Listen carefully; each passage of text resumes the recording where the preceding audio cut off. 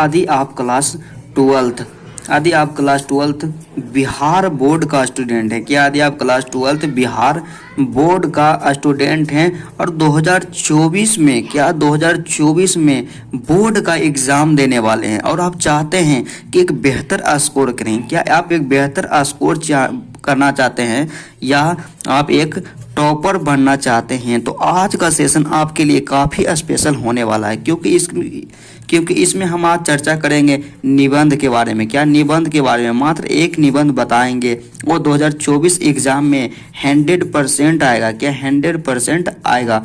आज हम लोग जिस निबंध के बारे में पढ़ेंगे वो है मेरे प्रिय कवि। काफ़ी इम्पोर्टेंट निबंध है। आज इसी के बारे में चर्चा करेंगे कि मेरे प्रिय कवि पे निबंध किस तरह से लिखना है और निबंध लिखने का जो तरीका होता है वो क्या होता है और किस तरह से हमें एग्जाम में निबंध लिखना है। और काफ़ी मोस्ट VVI निबंध है। क्या मोस्ट VVI है और 2024 में 100% आएगा। तो चलिए बिना टाइम का इन्वेस्ट किए आज का सेशन स्टार्ट करते हैं। तो चलिए हमारा आज का जो टॉपिक है जिस पर हम निबंध लिखेंगे मेरे प्रिय कवि। क्या मेरे प्रिय कवि है और इसी टॉपिक पे आज निबंध लिखना है। तो सबसे पहले निबंध लिखने से पहले आपको कुछ ट्रिक बता देते हैं कि निबंध किस प्रकार लिखा जाता है। तो सबसे पहले आप ध्यान रखिए कि यदि आपको निबंध लिखना है अपने बोर्ड एग्जाम में, तो पहले वाला जो पेज है, शुरू का जो पेज होता है, आप उस पे जितना बढ़िया से अच्छा हैंड राइटिंग के साथ और जितना अच्छा तरीका से लिखना चाहते हैं उतना बढ़िया से आप लिख दीजिए, क्योंकि पहला पेज यदि आपका बढ़िया से लिखा हुआ रहेगा, एट्रैक्टिव देखने में लगेगा, एग्जामिनर के माइंड में एक पॉजिटिव सोच आएगा और जिसके चलते आपको एक बेहतर अंक दिया जाएगा। तो सबसे पहले आप क्या कीजिए कि पहला जो पेज है उस पर माहौल बनाइए। क्या कीजिए? माहौल बनाइए कि थोड़ा सा देखने में अच्छा लगे। तो सबसे पहले आप क्या कीजिए, जिस भी टॉपिक पे निबंध लिखिए उसका नाम पहले लिख दीजिए शुरू में। क्या मेरे प्रिय कवि, उसको आप अंडरलाइन कर दीजिए या कि क्या कीजिए पेंसिल से एक बॉक्स में बंद कर दीजिए, जिससे कि वो जो हमारा टॉपिक है हाईलाइट लगेगा देखने में। उसके बाद क्या करना है निबंध लिखने में, तो निबंध लिखने में क्या करना है कि उसका रूपरेखा देना है। क्या रूपरेखा देना है? तो रूपरेखा क्या होता है मेरे दोस्त? तो रूपरेखा होता है कि मतलब हम जो निबंध लिख रहे हैं कि मेरे प्रिय कवि, क्या मेरे प्रिय कवि पर हम निबंध लिख रहे हैं तो उसमें कौन कौन सा पॉइंट है थोड़ा सा उसको दिखा देंगे। एक मैप के द्वारा, मतलब एक थोड़ा सा स्ट्रक्चर के द्वारा दिखाएंगे इसे मेरे प्रिय कवि। तो इसका रूपरेखा क्या होगा? इसका रूपरेखा होगा, पहले हम प्रस्तावना लिखेंगे, उसके बाद हम लिखेंगे आरंभिक जीवन परिचय। क्या? आरंभिक जीवन परिचय। उसके बाद फिर क्या लिखेंगे? काव्यगत विशेषताएं। क्या? काव्यगत विशेषताएं। और उसके बाद फिर क्या लिखेंगे? उपसंहार। क्या लिखेंगे? उपसंहार। मतलब यही इसका क्या हो गया? रूपरेखा हो गया। हम जो भी निबंध लिखें उसको मतलब शॉर्ट में वहां प्रदर्शित कर देना है कि किस तरह से हम निबंध लिखेंगे, उसमें क्या क्या पॉइंट रहेगा। यदि आप इतना कर देते हैं तो एग्जामिनर के माइंड में जरूर मैसेज जाएगा कि यह नॉर्मल स्टूडेंट नहीं है, कुछ स्पेशल है। तो चलिए यहाँ तक तो हम लिख दिए, मतलब उसका रूपरेखा आपको क्या करना है? तैयार कर लेना। उसके बाद आपको क्या करना है? वो तो रूपरेखा तैयार हो गया। उसके बाद क्या करना है कि सबसे पहला क्या? प्रस्तावना। तो यहाँ देना है प्रस्तावना। क्या यहाँ दे दिए? प्रस्तावना। अब प्रस्तावना दे दिए और प्रस्तावना में लिखना है। क्या लिखना है? प्रस्तावना को मतलब भूमिका भी लिख सकते हैं कि जो पहला है प्रस्तावना। तो प्रस्तावना में आप जितना अच्छा वर्ड हो सके, जितना अच्छा शब्द हो सके उतना आप अच्छा से लिखिए। इसमें हम लिखेंगे थोड़ा सा बढ़िया शब्द कि संसार में क्या मेरे प्रिय कवि के बारे में आया कि आपका प्रिय कवि क्या है, उस पर आप निबंध लिखिए। तो लिखेंगे कि संसार में अनेक प्रसिद्ध साहित्यकार। क्या? संसार में अनेक प्रसिद्ध साहित्यकार हुए। क्या? संसार में अनेक प्रसिद्ध साहित्यकार हुए। संसार में अनेक प्रसिद्ध साहित्यकार हुए। उसके बाद लिखेंगे हुए हैं। उसके बाद लिखेंगे जिनकी अपनी अपनी विशेषताएं हैं। क्या? संसार में तो अनेक प्रसिद्ध साहित्यकार हुए हैं, लेकिन जिनकी अपनी अपनी विशेषताएं। क्या? जिनकी अपनी अपनी विशेषताएं, मतलब उन सब की अपनी अपनी विशेषताएं हैं। उसके बाद लिखना है कि अपने बारे में लिखना है कि मेरे प्रिय कवि तुलसीदास हैं, क्या मेरे प्रिय कवि तुलसीदास हैं। इस तरह से माहौल हम बना दिए यहाँ कि संसार में अनेक प्रसिद्ध साहित्यकार हुए जिनकी अपनी अपनी विशेषताएं, मतलब सबकी अपनी अपनी विशेषताएं, लेकिन क्या है कि मेरे प्रिय कवि तुलसीदास हैं, क्या मेरे प्रिय कवि तुलसीदास हैं, क्या है तुलसीदास हैं। इस तरह से लिख दिया। अब इसको क्या करना है कि तुलसीदास यहाँ लिखे ना तब पेंसिल से हाईलाइट कर देना, मतलब अंडरलाइन कर देना है नीचे में। इस तरह से थोड़ा सा देखने में भी डायरेक्ट एग्जाम पड़े कि इसका जो प्रिय कवि है ना वो तुलसीदास है। इस तरह से हम अंडरलाइन कर देंगे। उसके बाद लिखना है कि तुलसीदास जी के काव्य में, क्या तुलसीदास जी के काव्य में भक्ति, क्या तुलसीदास जी के काव्य में भक्ति भावना की प्रधानता है। क्या है तुलसीदास जी के काव्य में भक्ति भावना की प्रधानता है। उसके बाद लिखना है कि इनका काव्य, क्या इनका काव्य 100 वर्षों के, क्या इनका काव्य 100 वर्षों के बाद भी, क्या इनका काव्य 100 वर्षों के बाद भी भारतीय जनमानस में, क्या भारतीय जनमानस मतलब भारत के जो भी आदमी हैं उनमें रचा बसा हुआ है, मतलब रचा बसा, मतलब उनके दिल में बसे हुए इनका जो भी काव्य है। यहाँ तक लिख दिए। उसके बाद क्या लिखना है, और लिखना है कि और उनका मार्गदर्शन कर रहा है, और उनका मार्गदर्शन कर रहा है, मतलब तुलसीदास के जो भी काव्य हैं, मानव जो भारतीय मनुष्य हैं, जनमानस है, उनका क्या कर रहा है, मार्गदर्शन कर रहा है। उसके बाद लिखना है कि इसलिए, क्या इसलिए गोस्वामी तुलसीदास, क्या इसलिए गोस्वामी तुलसीदास मेरे प्रिय कवि हैं, क्या इसीलिए गोस्वामी तुलसीदास मेरे प्रिय कवि हैं। यहाँ तक लिख दिए। ये क्या हो गया, प्रस्तावना, आइए इसे भूमिका कह सकते। उसके बाद अगला क्या था, अगला जो पॉइंट हमारे पास था कि आरंभिक जीवन परिचय। क्या करना है, अब आरंभिक जीवन परिचय देना है कि उनका जो आरंभ है, मतलब शुरू में जो जीवन था वो किस प्रकार के जीवन था, उनका जन्म कहाँ हुआ, उनके माता पिता का नाम क्या है, उनका जन्म कहाँ हुआ, कब हुआ, इस तरह से लिखना है। तो सबसे पहले क्या देंगे, उसके बाद नेक्स्ट पॉइंट देंगे अगला कि इसमें क्या करना। यदि आप ब्लू पेन से लिखते हैं, क्या एग्जाम में तो सबसे पहले आपको 2 ही पेन का इस्तेमाल करना है, पहला ब्लू और दूसरा ब्लैक। यदि आप ब्लू पेन से लिख रहे हैं तो जो भी, अब मेरा मानना है कि आप जो भी पॉइंट दीजिए उसको काला पेन से दीजिए, क्या काला पेन से पॉइंट दीजिए। उसके बाद पॉइंट लिख करके और थोड़ा सा अंडरलाइन वगैरह कर दीजिए ताकि देखने में एट्रैक्टिव लगे। उसके बाद क्या है कि आरंभिक जीवन परिचय, इस तरह से हम लिख दिए ब्लैक पेन से, अंडरलाइन कर दिए, डैश दे करके इस लाइन को छोड़ दिए। उसकी अलग लाइन से लिखें कि प्रायः, क्या प्रायः प्राचीन कवियों, क्या प्रायः प्राचीन कवियों और लेखकों के जन्म के बारे में, क्या प्रायः प्राचीन कवियों और लेखकों के जन्म के बारे में सही जानकारी नहीं मिलती है, सही जानकारी नहीं मिलती है। मतलब जो भी प्राचीन कवि थे ना उनके जन्म के बारे में सही कोई जानकारी नहीं मिलता, मतलब एक अनुमान के द्वारा बताया जाता है, कहीं पे कुछ रहता है तो कहीं पे कुछ रहता है। लेकिन फिर उसमें लिखना है कि तुलसीदास के विषय में, क्या तुलसीदास के विषय में भी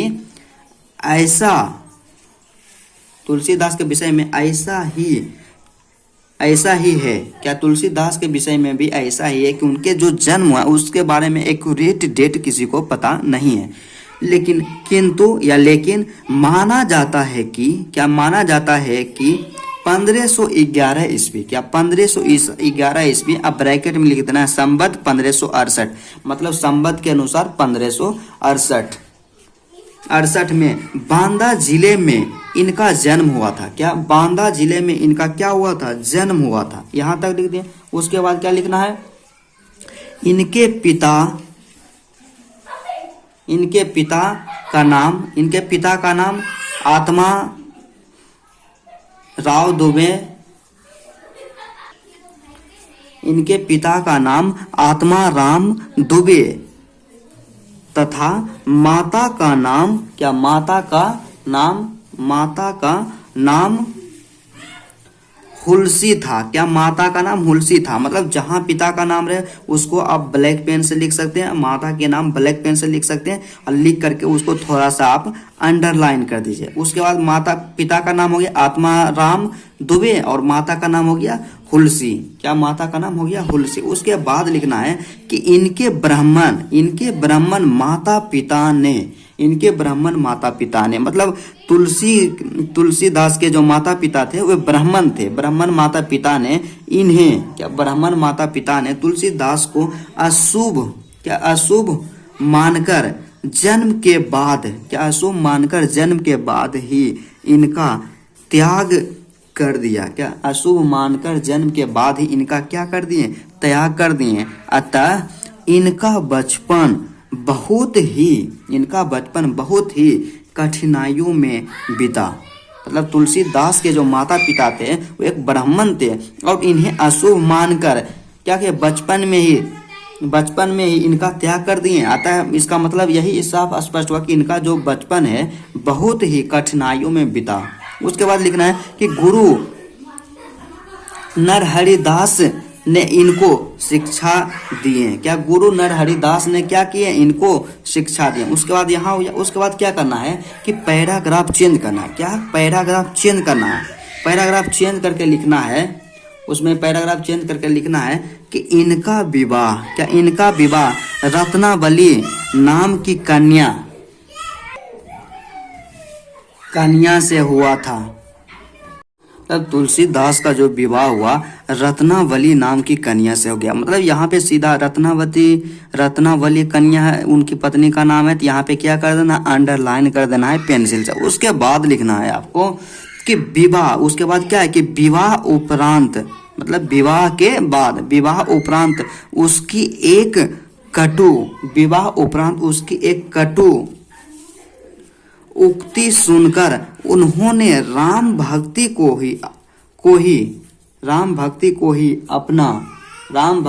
ही अपना जीवन का ध्येय बना लिया। मतलब जब उनका विवाह रत्नावली नाम की एक महिला से हुई तब तुलसीदास ने, मतलब जब विवाह हुआ तो उनकी पत्नी रत्नावली ने उनको कटु आवाज में बात की, गुस्सा होकर के, क्रोधित होकर के बात की। तब से तुलसीदास ने राम भक्ति को ही अपना जीवन का ध्येय बना लिया। क्या जीवन का ध्येय बना लिया। उसके बाद क्या है, उसके बाद लिखना है कि उन्होंने अपने जीवन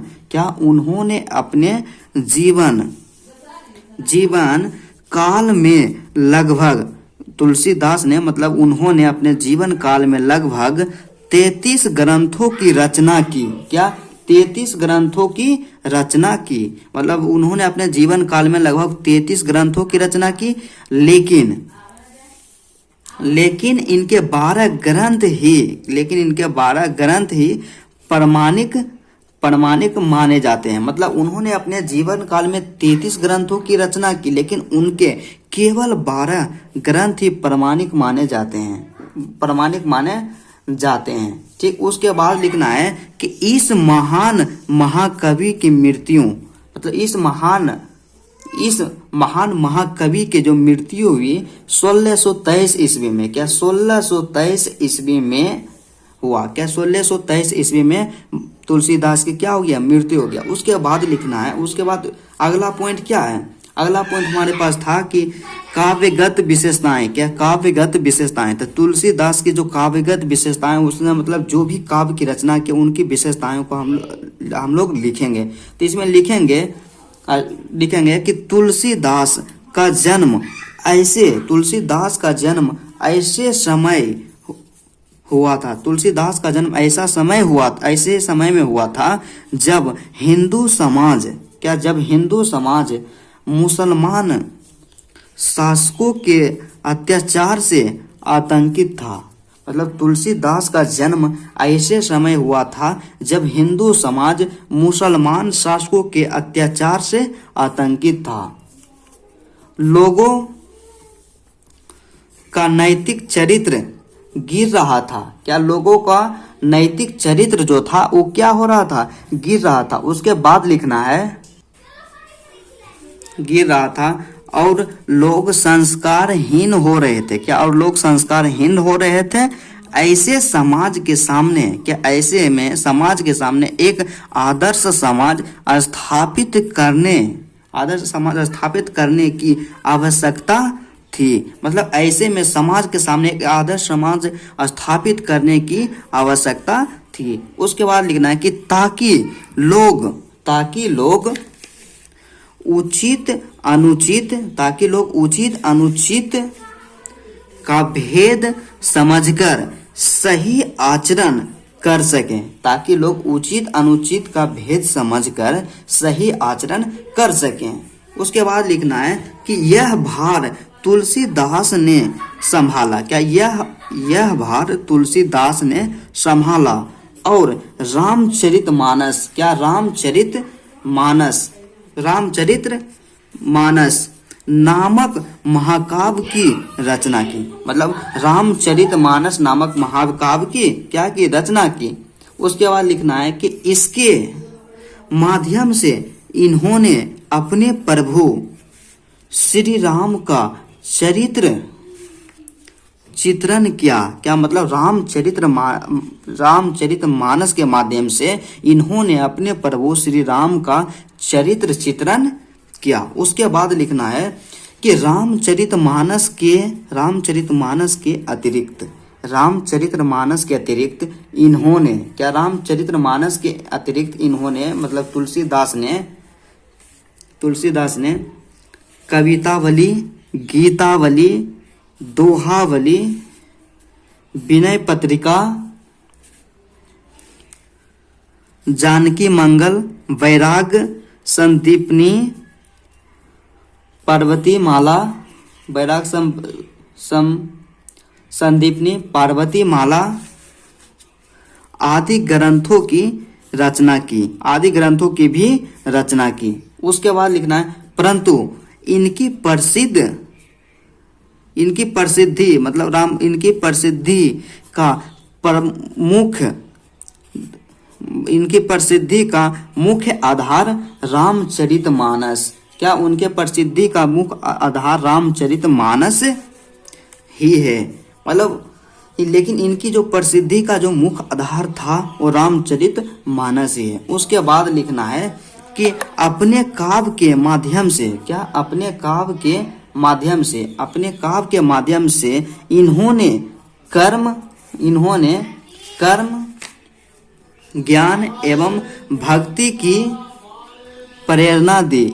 और लास्ट में क्या देना है, उपसंहार। क्या देना है, उपसंहार। उपसंहार का मतलब अब जो हमारा निबंध है उसका अंतिम रूप की ओर जाना है, मतलब अब खत्म करना है। तो उपसंहार में लिखना है, यहाँ भी अच्छा तरीका से लिखना है, बढ़िया हैंडराइटिंग के साथ लिखना है। लिखना है कि तुलसीदास जी अपनी इन्हीं सब विशेषताओं के कारण हिंदी साहित्य के अमर कवि हैं। तुलसीदास अपनी इन्हीं सब विशेषताओं के कारण हिंदी साहित्य के अमर कवि हैं। उसके बाद लिखना है कि निसंदेह इनका काव्य महान है। मतलब निसंदेह, इसमें संदेह की कोई बात नहीं, इनका काव्य क्या है, महान काव्य है। उसके बाद लिखना है कि तुलसी ने अपने युग और भविष्य, स्वदेश और विश्व, व्यक्ति और समाज सभी के लिए महत्वपूर्ण सामग्री दी है। मतलब महत्वपूर्ण सामग्री दी है। उसके बाद लिखना है अतः ये मेरे प्रिय कवि हैं।